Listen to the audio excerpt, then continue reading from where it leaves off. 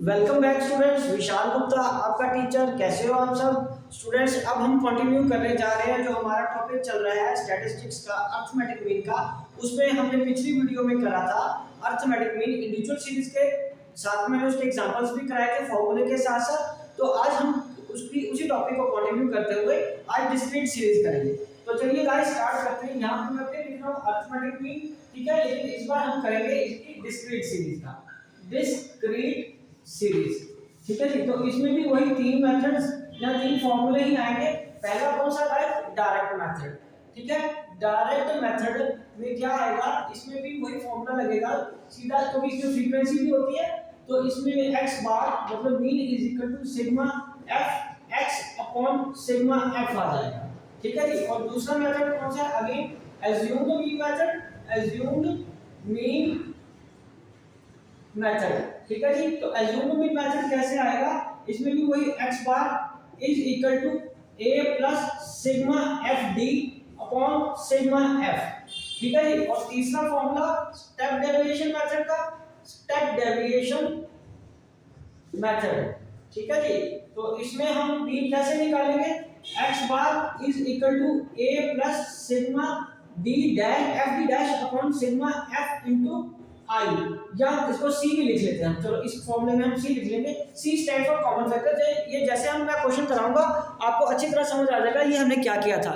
Guys ये सारे वही मेथड है जो आप 10th ऑनवर्ड्स करते आ रहे हो, इसमें कोई नई चीज नहीं है, ठीक है जी। तो इसी फॉर्मूले को अगर आपने नोट कर लिया हो तो मैं अब आगे चलूँ, आपको इसके 3 एग्जांपल्स करवा देता हूँ, तीनों फॉर्मूले का एक एक, ताकि आपका कोई जो डाउट है या क्लैरिटी हो जाएगी आपको, ओके जी। और उसके बाद जो भी बुक आपके पास अवेलेबल है उसके बच्चे मैक्सिमम से मैक्सिमम क्वेश्चंस करने की कोशिश करो, ठीक है जी। तो गाइस मैंने आपको पिछली वीडियो में भी बताया था कि हम ये बड़ी जूनियर क्लासेस से मीन करते आ रहे हैं, लेकिन जैसे जैसे क्लास बढ़ती जाती है, ठीक है जी, मैच्योरिटी लेवल भी बढ़ता जाना चाहिए हमारा, और साथ के साथ लेवल ऑफ प्रॉब्लम, ठीक है जी, लेवल ऑफ प्रॉब्लम क्वेश्चन भी थोड़े टिपिकल और मुश्किल होते जाएंगे। अगर आप क्लास 1 में उस हिसाब से सीए फाउंडेशन या कोई और कॉम्पिटिटिव एग्जाम कर रहे हो तो उस हिसाब से, बीकॉम है तो उस हिसाब से, ठीक है जी, 10th क्लास का होता है तो उस हिसाब से, तो हर क्लास के हिसाब से लेवल आपको पता है चेंज होता जाता है, तो प्रॉब्लम बढ़ती जाएगी। लेकिन हम क्या करेंगे, क्वेश्चंस को एक फॉर्मूला समझाना तो पड़ेगा ना, तो मैं एक एक एग्जांपल समझा देता हूं आपको, ठीक है जी। तो सबसे पहले हम डायरेक्ट मीन वाला मेथड करेंगे। फर्स्ट मेथड हमारा डायरेक्ट मेथड। डायरेक्ट मेथड में हमारा क्या आएगा गाइस? डायरेक्ट मेथड में हमारे पास एक x आएगा, तो इसको x को मैं क्या ले रहा हूं? 5 10 15 20 और 25, ठीक है जी। ये हमारा x आ गया। उसके साथ में फ्रीक्वेंसी क्यों होगी?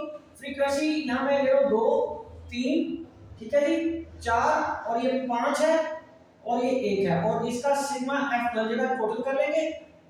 5 4 9 1 10 10 5 15, तो सिग्मा f कितना आ गया? 15।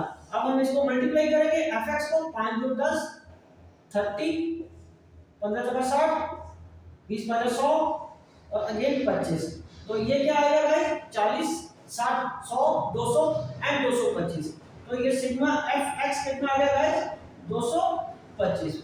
तो अब हम क्या करेंगे, इसमें फॉर्मूला लगाएंगे sigma fx upon sigma f का, ठीक है। तो इसमें आ जाएगा ये 225 डिवाइडेड बाय 15 हो जाएगा, ठीक है जी। तो 225 डिवाइडेड बाय 15, तो x bar is equal to 15 आ गया, ठीक है जी। तो ये हमारा आंसर है। मैंने जानबूझ के इसको ये बॉक्स में लिखा है क्योंकि मैं आपको ये समझाना चाहता हूँ, दोबारा रिकॉल भी कराना चाहता हूँ कि चाहे आप डायरेक्ट मेथड से करो, शॉर्टकट मेथड से करो, स्टेप डिवीजन मेथड से करो, किसी भी मेथड से करो, आपका आंसर सेम ही रहता है। गाइस अज्यूम मीन मेथड को हम शॉर्टकट मेथड भी बोलते हैं, ठीक है जी। तो ये क्वेश्चन एक बार अच्छी तरह नोट करिए, ठीक है जी। आप गाइस इसको स्लो करके पॉज करके भी अपना काम पूरा कर सकते हो, ठीक है जी। ओके, तो ये फर्स्ट एग्जांपल थी हमारी आज की। तो अब मैं उसका दूसरा मेथड आपको करवाऊंगा, और वो मेथड कौन सा है? हमारा एज्यूम्ड मीन मेथड, ठीक है जी। तो हम आगे कौन सा करेंगे? Assumed mean method. चलिए अब मैं इसको इरेज कर रहा हूं।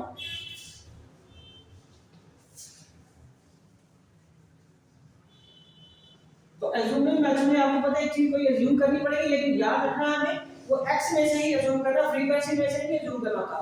तो दूसरा मेथड है एज्यूम्ड मीन मेथड, ठीक है जी। तो अज्यूम्ड मीन मेथड में ये हमारे पास x आएगा, ये आएगा 5, अगेन 10, फिर 15, फिर 20 और ये 25।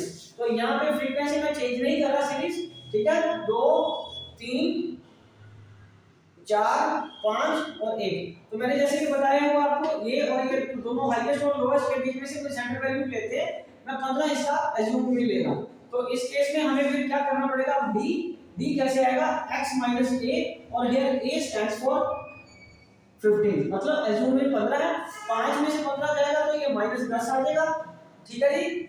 और उसके बाद 10 में से 15 -5, ये 0, ये 5 और ये 10, ठीक है जी। अब हमें क्या करना है, इसको फ्रीक्वेंसी के साथ मल्टीप्लाई करना है।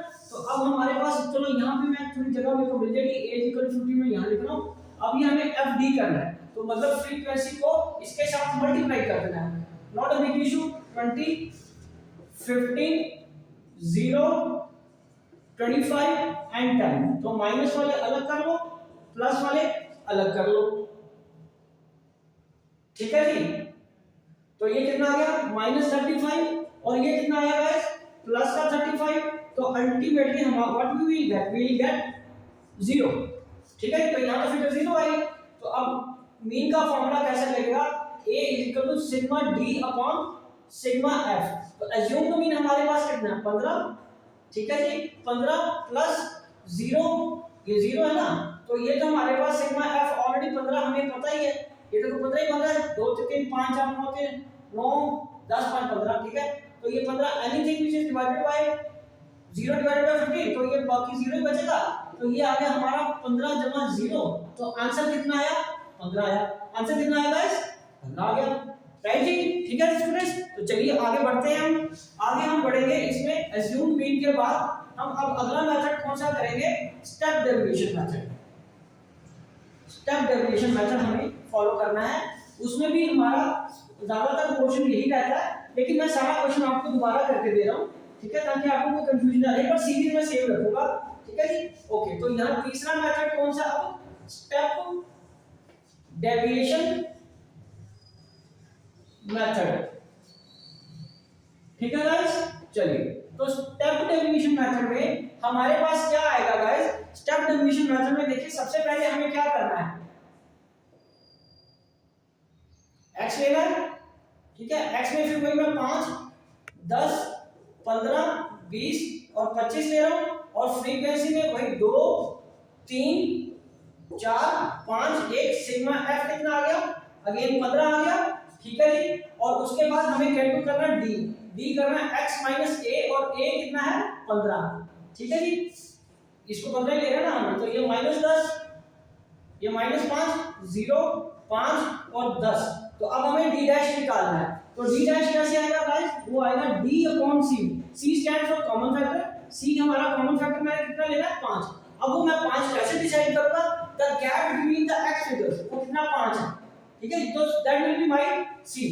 तो यहां पे इसको 5 से डिवाइड करेंगे, -2 -1 0 1 और 2, और इसका समीशन कितना बना, -3, और इसका समीशन कितना बना, +3। तो अगेन ये यू विल गेट 0।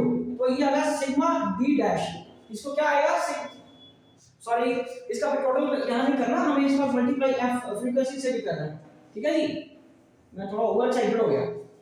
चलो अब इसको f से भी मल्टीप्लाई करना है। f से मल्टीप्लाई करके कितना आएगा, f ये है और d डैश ये है, 2 और 2 4, मल्टीप्लाई करना ना, -4 ये आ गया, एंड आफ्टर दैट 3 और 1 -3 7 आ गया, ये आ गया 0 आ गया, और ये 5 है, 5 एंड आफ्टर दैट 2, ये 7, ये माइनस का 7 है और ये प्लस का 7 है, तो ये कितना आ गया 0, सिग्मा f d डैश, ठीक है जी। तो अब मीन का फॉर्मूला लगाइए, तो ये आएगा a plus sigma f d dash upon sigma f into c। c stands for common factor, तो यहां पे हमारे पास a कितना है, a 15 है, प्लस और ये फिगर कितनी है, ये 0 है, अपॉन कितना है 15 है, और ये कितना 5 है कॉमन फैक्टर। अब कोई पहले तो बॉड मास के हिसाब से हमें इसको सॉल्व करना पड़ेगा ना, हालांकि ब्रैकेट लगाने की जरूरत नहीं है, लेकिन फिर भी मैंने आपको समझाने के लिए बताया कि इसको किसी भी चीज से आप सॉल्व करने बैठोगे तो ये तो सारी फिगर कितनी आएगी 0। So here mean is equal to 15 plus 0, तो मीन अल्टीमेटली हमारा फिर कितना आ गया 15 आ गया। तो गाइस ये थे हमारे जो 3 क्वेश्चन हैं वो है डिस्क्रीट सीरीज के। समझ आ गया स्टूडेंट्स आपको? तो मैं ये वीडियो यही कंक्लूड करता हूँ। आई होप कि आपको अच्छे से समझ आ गया होगा। आप इसी तरह मेरे चैनल को सब्सक्राइब करके वीडियोस देखते रहिए और अपना कोर्स कंप्लीट करते रहिए। नेक्स्ट वीडियो में मैं आपको कंटिन्यू सीरीज के इसी तरीके के 3 एग्जांपल फॉर्मूला के साथ समझाऊंगा। Wishing you good luck.